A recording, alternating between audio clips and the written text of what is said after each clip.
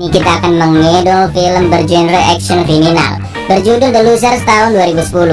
Film ini dibintangi oleh Dean Morgan, Columbus Short, Oscar Giannata, Idris Elba, Zoe Saldana, dan kembaranku Chris Evans. Ada 3 pemeran Avengers di sini ya, Heimdall, Gamora, dan Captain America.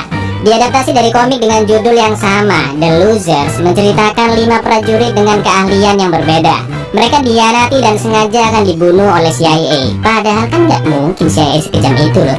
Mereka pun akan mencari dalang di balik ini semua dan akan membalaskan dendam. Seperti biasa, kita langsung ngebantu aja ya lur. Cak Tukimin coket Korea, monggo sekecakan. Take them. Oh God! Okay, come on. This is wrong. 4 pria sedang bermain kartu dengan taruhan senjata-senjata langka dan berharga milik mereka. Keempat orang ini adalah Roxy, ahli strategi, Butch, ahli transportasi dan persenjataan berat, Cougar, ahli senjata jarak jauh, dan Jensen, ahli teknologi dan komunikasi. Oh, let's go. Wow. Lalu datanglah orang kelima, yaitu Kolonel Clay, sang pemimpin operasional. 5 pria ini adalah pasukan khusus yang diperintahkan pria misterius dari CIA bernama Max ke Bolivia untuk menandai tempat penyelundupan narkoba dan senjata, dan pesawat tempur akan menghancurkan tempat itu dalam waktu 8 menit. Tapi karena ternyata di sana banyak anak-anak yang dijadikan budak, Clay ingin misi dibatalkan. Anehnya si Max ini nggak peduli dan tetap akan membom meskipun ada anak-anak di sana. Mereka pun terpaksa harus menerobos markas musuh untuk menyelamatkan anak-anak. I'll drop.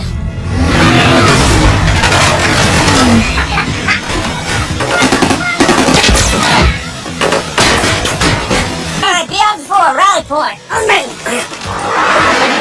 3 minutes to target. 4 menit lagi bom akan diluncurkan. Jensen dan Butch mencuri kendaraan dan anak-anak pun berhasil diselamatkan. Tapi Clay harus menyelamatkan 1 anak lagi di lantai atas yang disandera oleh pemimpin mereka bernama Fadil. Waktu kurang 20 detik lagi.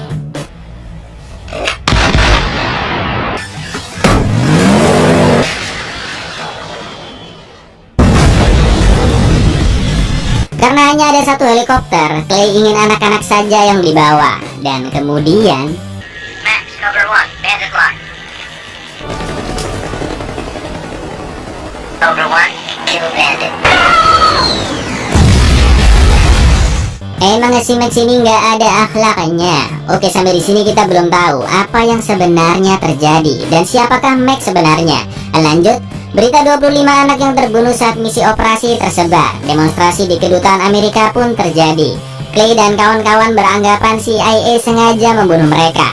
Kelima pria yang sudah dipecundangi ini pun berpura-pura sudah tewas di dalam helikopter dan akan membalas dendam ke CIA.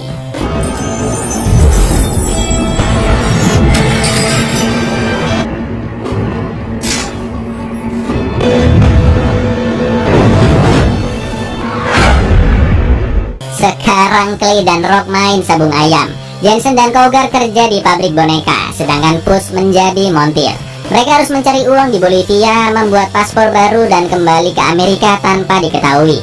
Tujuan Clay tetap sama, yaitu mencari informasi tentang siapa itu Max, orang yang sudah berusaha membunuh mereka.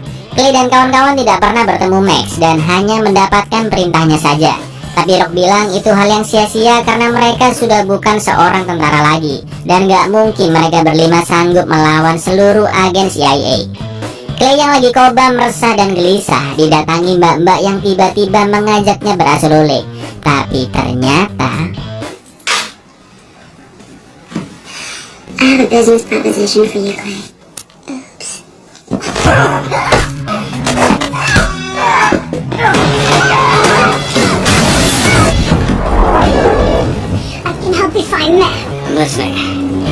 tujuan mbak ini ingin membantu Clay. Dia bernama Aisyah. Aisyah tahu mereka berlima masih hidup dengan cara menghitung jumlah gigi di reruntuhan helikopter. Aisyah bisa membawa pasukan Clay kembali ke Amerika, asalkan Clay membantunya menemukan Max. Clay pun akhirnya setuju, tapi jika Aisyah berbohong, dia akan membunuhnya. Keesokan harinya Clay mengumpulkan pasukannya. Tidak terlalu banyak identitas yang ditemukan Jensen tentang siapa Aisyah sebenarnya.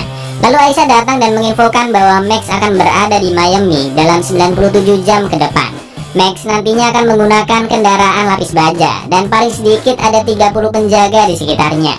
Aisyah mempunyai akses membawa mereka kembali ke Amerika dan akan mendanai seluruh misi mereka. Tapi Max harus berhasil tertangkap. Mereka pun akhirnya setuju dan sudah sangat siap melawan CIA. Di lain tempat, Max diperlihatkan dia sedang menyiksa orang-orang yang tidak mau menuruti perintahnya. Max pun melihat seberapa kuat senjata penghancur massal bernama Snoop yang akan dibelinya dari insinyur-insinyur di India. Snoop bahkan bisa melenyapkan satu pulau kecil. Ini senjata macam apa kayak gini nih? Dia berencana membelinya lalu dijual kembali dengan harga yang sangat tinggi ke siapapun yang berminat. Mau dibuat terang kek, dibuat iseng-iseng kek, yang penting Max bisa mendapatkan uang yang banyak. Lalu karena payung yang dibawa mbak-mbak terkena angin, nggak pakai basa-basi langsung ditembak dong palanya. Let me have your weapon, wait. 5 pria pecundang berhasil diselundupkan ke Amerika dengan cara dimasukkan ke dalam peti mati. Lalu mereka pura-pura nyamar jadi tentara yang habis kecelakaan dan meminta bantuan medis. Ketika helikopter medis datang, mereka pun membius para pasukan dan mengambil helikopternya. Hi. Fire one ready, Cougar.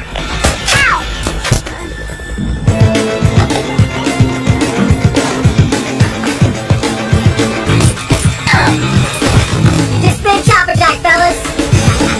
Time to move.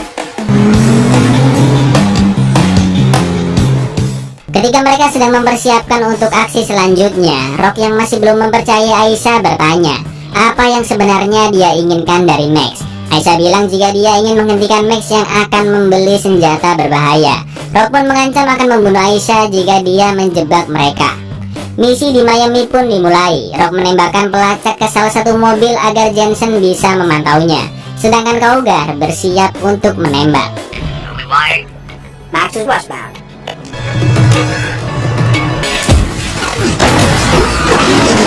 Karena situasi semakin kacau dan jalanan diblok, pasukan musuh langsung melindungi mobil utama tempat Max berada. Gas pun ditembakkan oleh Clay, dan sekarang giliran Puts yang akan membawa mobil utama dengan helikopter. Tapi tangan kanan dari Max bernama Wade melihat wajah Puts. Wade akhirnya tahu jika Clay dan pasukannya masih hidup. Jensen pun menembakkan pengunci agar pintu mobil tidak bisa dibuka, dan mobil utama berhasil dibawa pergi.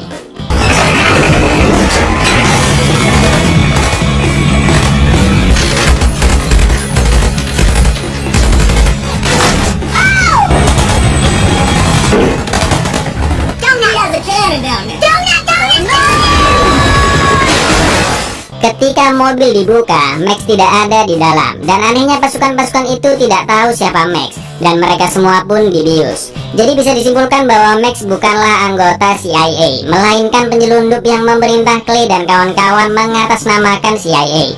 Belum diketahui apa tujuan Max menghancurkan markas Fadil. Lanjut, isi mobil ternyata sebuah hard drive dari perusahaan Goliath, di mana file di dalamnya hanya bisa diakses dengan data algoritma yang ada di perusahaan Goliath. Aisyah dianggap sudah berbohong karena Max tidak ada di dalam truk tersebut. Clay pun masih memaafkannya karena mungkin hard drive itu bisa membantunya menemukan Max. Tapi Rock yang sudah muak tidak ingin balas dendam dan hanya ingin hidup normal. Pertikaian pun terjadi. I don't want him to pay. I want my life back. Okay, my life back. Enough of this revenge bullshit. What the hell are you gonna do next, huh? Put us in a box because you got beat by a guy on the radio? The way I'm running things, Roke. Cut your head off, man. Di lain tempat, Wade memberitahu Max bahwa Clay dan kawan-kawan masih hidup, dan mereka jugalah yang menyerang dan mencuri hard drive tersebut. Keesokan harinya, Push tidak mau melanjutkan misi sebelum Clay dan Rock berdamai. Mereka berdua pun akhirnya saling meminta maaf atas kejadian kemarin. Kali ini giliran Jensen yang beraksi. Dia menyamar menjadi kurir bertingkah laku aneh dan masuk ke kantor Goliath.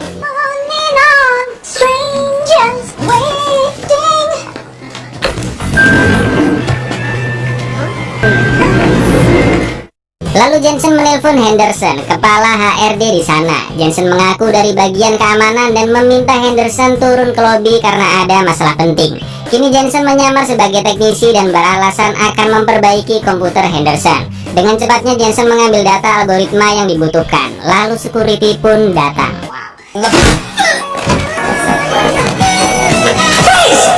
Jensen yang terkepung tiba-tiba mengancam security akan menembak dengan jarinya karena dia adalah eksperimen rahasia pemerintah. Mohon maaf nih bang, di sini ente bukan Kapten Amerika bang. Dan ketika security nggak percaya omong kosong Jensen, tiba-tiba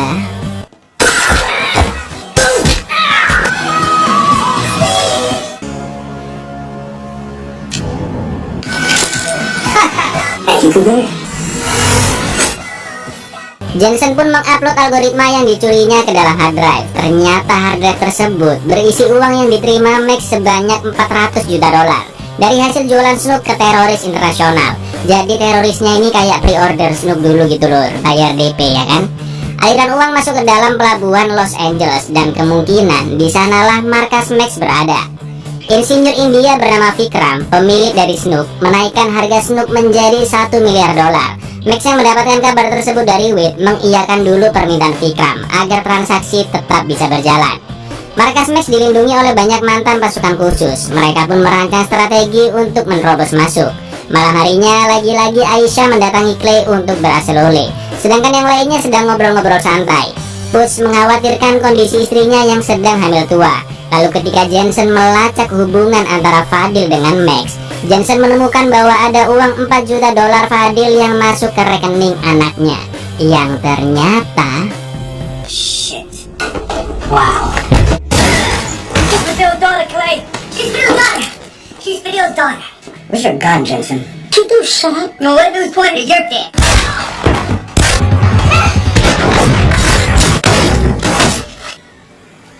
Aisyah sudah kabur. Dia ternyata anak dari Fadil yang akan membalaskan dendam kematian ayahnya untuk membunuh Max. Mereka membobol apotek untuk mengobati luka tembakan di tangan Jensen. Butch benar-benar khawatir karena Aisyah sudah tahu identitas, rencana, dan juga keluarga mereka. Butch ingin pulang bertemu istrinya dan mengajak Jensen yang juga memiliki keponakan. Clay pun mempersilahkan karena dialah yang membahayakan nyawa keluarga mereka. Tapi Clay, Rock, dan Cougar akan tetap memburu Max. Sampai akhirnya Jensen dan Butch tetap ikut melanjutkan misinya.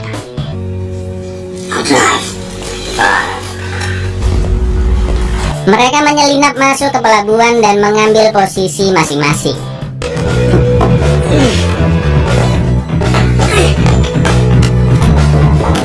Hey, you!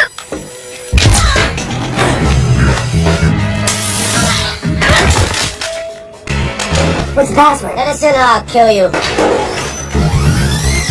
Ketika peledak sudah dipasang, Rock meminta Clay melihat isi peti kemas. Dan ternyata Hey, Clay. Yeah. Check this out. What's up, fellas?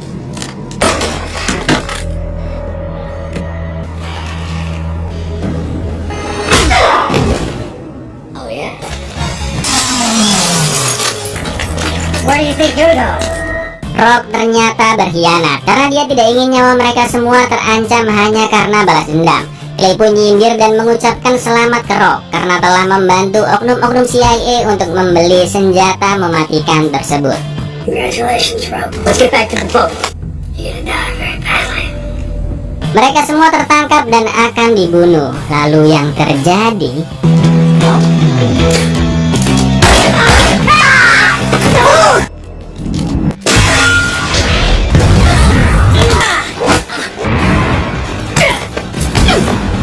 mereka semua berhasil selamat dan mencari perlindungan.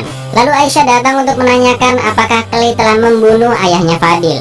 Clay pun bilang iya. Ternyata Fadil berencana menghentikan rencana jahat Max yang akan membeli Snoop. Dan karena itulah Max menghancurkan markas Fadil agar rencananya bisa tetap berjalan dengan lancar. Tapi bagaimanapun Fadil tetap seorang penjahat. Clay memberikan pilihan ke Aisyah, membunuhnya atau meneruskan keinginan Fadil menghentikan Max. Go get Max. Ketika transaksi akan dilakukan, seperti yang sudah kalian duga, Max melanggar janjinya dan akan membunuh Vikram serta kawanannya agar dia tidak perlu membayar Snoop. Vikram diminta menghidupkan Snoop saat itu juga. Tujuan Max selama ini adalah membuat teror secara global. agar dia bisa lebih berkuasa. Lalu pasukan pecundang pun akhirnya datang. I've got Rogue thrusting your way. Cougar, run point cover. Let this push and I run it. Come on. Clay mengejar Rock yang sedang memasukkan uang ke dalam pesawat, sedangkan yang lain mengejar Wade. Get it in there. Let's go.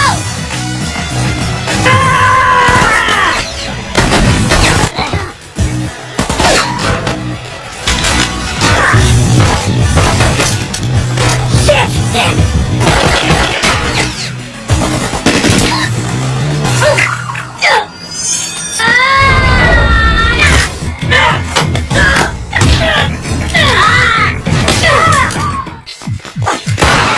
Tangan Rock berhasil dipatahkan dan dia kabur ke dalam pesawat. Clay yang mengejarnya ditendang keluar oleh Rock. Pesawat pun akan putar balik agar cukup untuk lepas landas. Rock berniat kabur dari sana dan mencuri uang Max, tapi Wade langsung mengejarnya.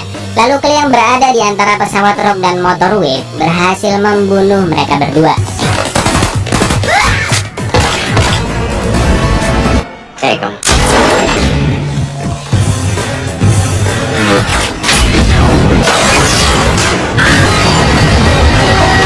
Bom Snook sudah aktif, detonator diberikan ke Max, lalu Vikram pun akhirnya dibunuh.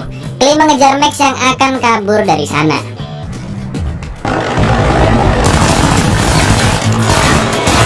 Max mengancam akan menekan detonator tersebut, dan yang terjadi...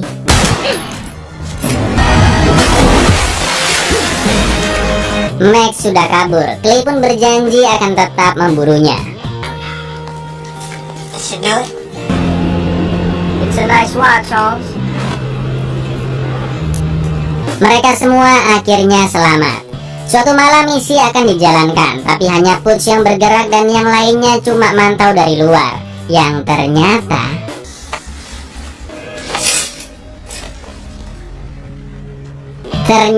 Putz nyelinap masuk ke rumah sakit untuk bertemu istrinya yang sudah melahirkan anak laki-laki. Ribet banget, astaga, udah kayak mau perang. Mereka semua pun merayakan lahirnya anak Putz. Di after credit, Jensen dan yang lainnya sedang mendukung keponakan Jensen bertanding bola. Tapi karena wasit dirasa nggak adil, protes lah ya kan si Jensen kesalahan. Yeah. That is a foul. I want to know who you are. You're going to the NBA. Buyar, api kan filmnya. Sayangnya nggak ada sequelnya lur. Alur film yang mudah dicerna dan adegan aksi yang sangat bisa dinikmati. Uniknya film ini lur, kalau kalian lihat langsung, ada beberapa scene itu yang komikal banget. Mungkin karena film ini diadaptasi dari komik. Ada ya senjata pemusnah massal tak berjejak kayak begitu. Coba kalau ada senjata pemusnah korupsi massal, nah kan bisa. Ya gitulah ya wis, aku bisa mundur diri, matur nuwun dan say no untuk senjata pemusnah massal, but say yes untuk klik subscribe di bawah ini. Once again.